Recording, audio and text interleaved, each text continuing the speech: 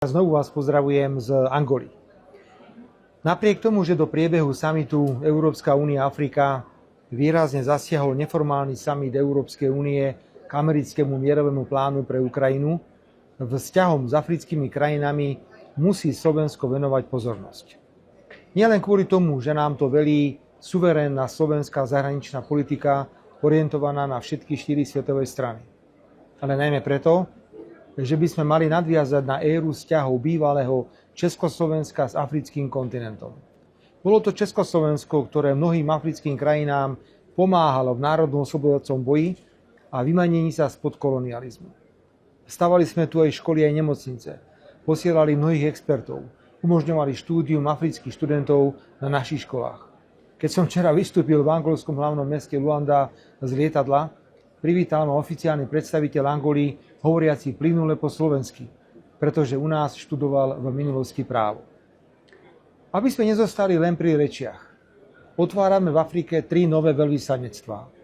V Etiópii, Tanzánii a v Alžírsku. S Juhoafrickou republikou sme sa dohodli na zrušení víz pre občanov Slovenska, čo ešte viac môže podporiť obchodné a turistické príležitosti. A dnes som podpísal aj dohodu s ministerkou zahraničných vecí Stredoafrickej republiky o nadviazaní diplomatických vzťahov.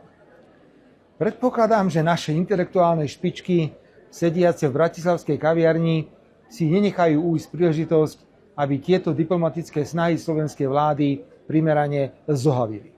Nemajú radi ani Slovenky a Slovákov, veď 2/3 z nich považujú za hlúpych ľudí, prečo by mali teda vyjadrovať rešpekt Afričanom. Počas dnešného samitu som absolvoval viaceré bilaterálne stretnutia. Najvýznamnejšie s prezidentom Juhoafrickej republiky pánom Cyrilom Ramaphosom, ktoré potvrdili, že africkí lídri majú veľkú mieru znalosti európskych pomerov a majú na mnohé udalosti suverénne postoje. Vo svojom vystúpení na samite som jasne zdôraznil, že globálny juh naberá na sile a oprávnene sa ozýva. Som presvedčený, že na africké problémy treba africké riešenia a nie západné múdrosti. Globálny juh volá po nezasahovaní do vlastných vnútorných záležitostí. Volá po multilateralizme. Volá po výraznejšom fungovaní OSN. Odmieta politiku dominovania jednej alebo 2 krajín nad celým svetom. V tomto nachádzame zhodu a voláme po výraznej reforme OSN. Napríklad rozšíriť členov Bezpečnostnej rady OSN aj o krajiny globálneho juhu. Osobitne o najsilnejšie africké krajiny. Takto chceme pôsobiť aj v prípade, že Slovensko získa miesto nestáleho člena Bezpečnostnej rady OSN na roky 28-29, o ktoré sa uchádza. Aj dnes som uzatvoril viaceré dohody o vzájomnej podpore kandidátúr na toto miesto v Bezpečnostnej rade.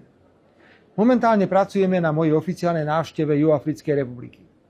Opäť chcem zdôrazniť, že na cesty do zahraničia ide len vtedy, ak sú kvalitne pripravené a prinášajú výsledky.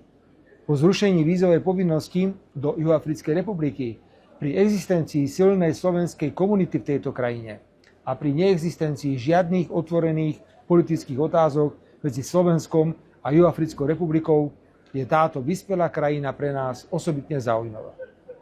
V Juhoafrickej republike som bol v roku 1994 ako medzinárodný volebný pozorovateľ.